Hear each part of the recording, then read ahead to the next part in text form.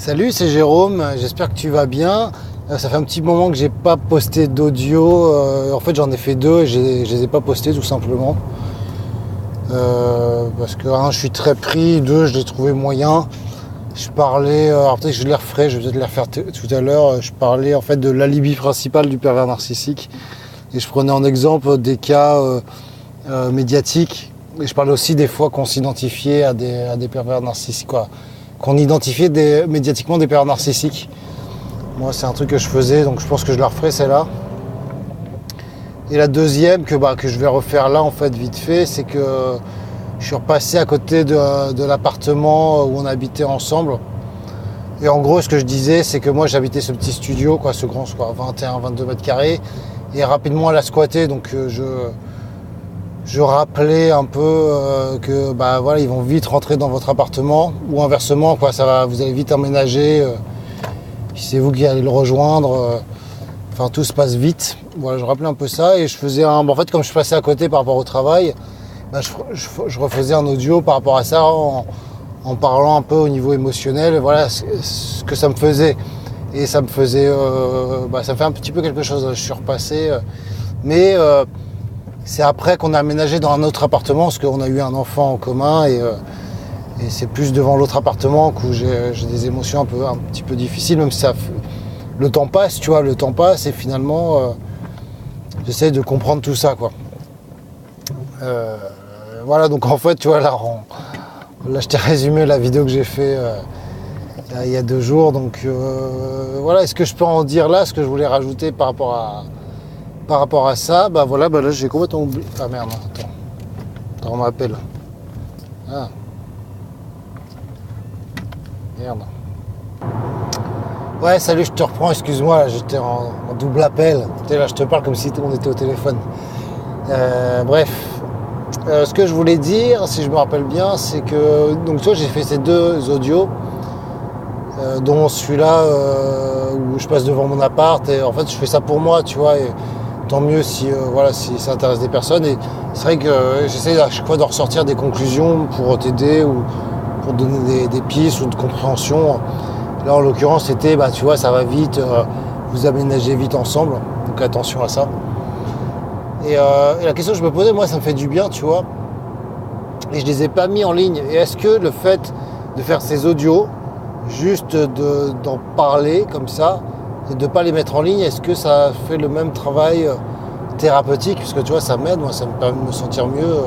C'est un peu une de but pour moi, pas seulement, mais c'est une partie de mon expérience que je veux parler.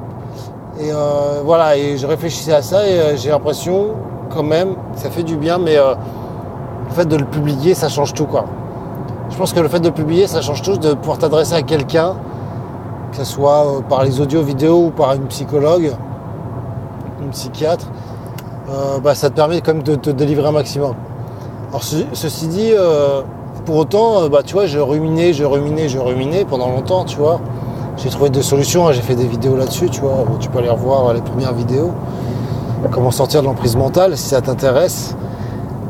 Et j'ai beau faire 3, 4, 5 psy, chaque fois, je reparlais de perversion narcissique, j'arrivais pas à passer à autre chose. Et ce qui change, je crois, c'est quand même d'en parler à des personnes que ça peut aider, tu vois. C'est quand même d'en parler à des personnes. Alors, j'ai fait aussi une vidéo, tu peux en parler sur les groupes Facebook si toi tu as besoin de ça, parce que tout le monde ne va pas forcément faire ce que je fais. Et c'est un peu expérimental, tu vois, d'être anonyme comme ça et puis de donner ce qui se passe pour moi, tu vois, concrètement, tu vois, même si après je donne pas des détails précis non plus. Et peut-être à terme je les enlèverai, tu vois. Voilà, je me méfie vraiment parce que je pourrais avoir des problèmes si je ressaisis la garde et on se rend compte que je fais des vidéos sur la perversion narcissique, ça serait le pire des trucs, tu vois, vraiment, ça serait... Monsieur n'est pas passé à autre chose, monsieur est parano, il accuse son ex en faisant des vidéos YouTube, voilà, c'est plié, quoi. En tout cas, je te remercie de m'écouter, enfin moi ça m'aide dans ce sens-là et j'espère faire prochainement des contenus plus intéressants pour toi, comme tu le sais, c'est un truc qui m'intéresse. Et en ce moment, là, je suis vraiment à fond dans mon projet immobilier, c'est ce que j'ai fait une vidéo là-dessus, il faut un projet pour pas y penser à tout ça et d'avancer.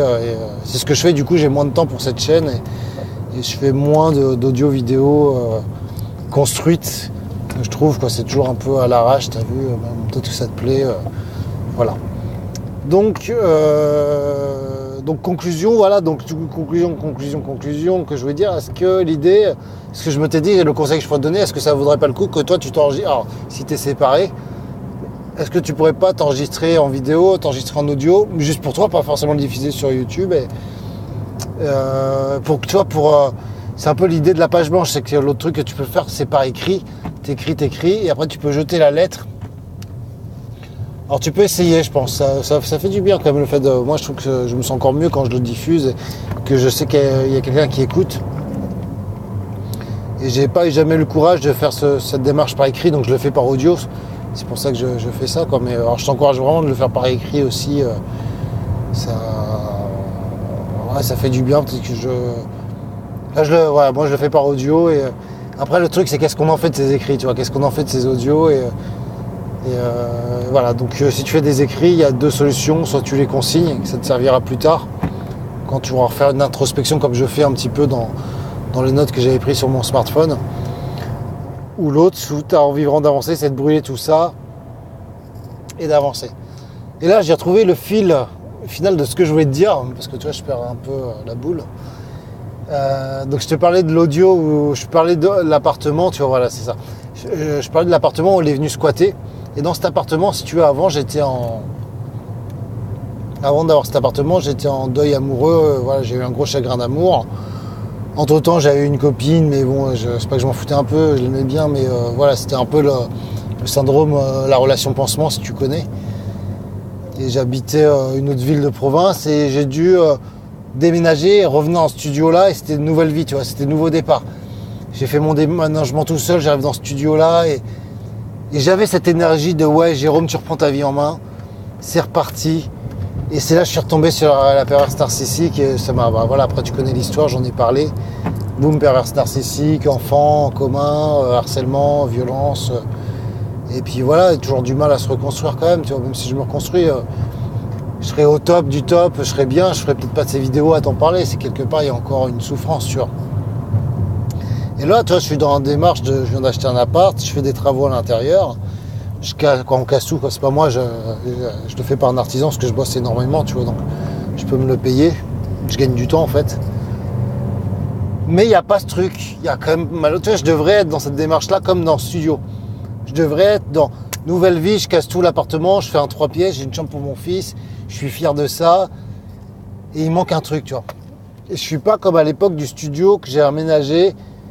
Et j'étais nouvelle vie, nouveau, tu vois, j'avais l'énergie à 100%, et là il me manque un truc, et c'est pas qu'il manque un truc en fait, c'est qu'en fait il y a toujours ce putain de lien avec elle, par mon enfant, par notre enfant, et en fait il y aura toujours ça, il y a toujours ce stress, il y a toujours cette angoisse, il y a toujours il y aurait pas notre enfant en commun, bah ouais j'aurais ça quoi, je serais mais à 2000%, tu vois, et j'ai l'impression que ça m'empêche d'être soit à 2000%, ou soit qu'il y a un travail que j'ai pas réussi à faire. Et il faudrait que j'arrive à être à ces 2000%, tu vois, et j'y suis pas parce que j'ai toujours peur pour lui, j'ai toujours... il me manque énormément, j'ai des angoisses, j'ai des stress, que je pense plus, tu vois, que j'y pense plus, tu vois, que j'arrive à gérer, mais dans l'inconscient, ça tourne quand même, tu vois, et d'où ces audios, d'où ces vidéos, probablement que je les ferai pas si j'aurais pas un enfant en commun avec la personne, avec elle. Et comment, voilà, toute la question que je dois me poser et trouver la solution, comment arriver, tu vois, à faire, ok, j'ai un enfant avec elle, et comment je reconstruis ma vie complètement, comment j'arrive à faire un mur et à me sentir bien, à essayer de me reconstruire peut-être avec quelqu'un d'autre, tu vois, peut-être. Alors c'est pas du tout dans mon objectif, même si là j'ai fait une rencontre sympa que j'aime bien, tu vois, mais ça aboutira pas forcément plus que ça, malheureusement, mais et c'est même pas forcément le but de ma vie, tu vois, mais... Enfin, il y a plein de choses à te dire, quoi. Il y a aussi, ouais, ça m'a secoué complètement que, enfin, refaire vieillir, quoi. J'ai trop peur, quoi.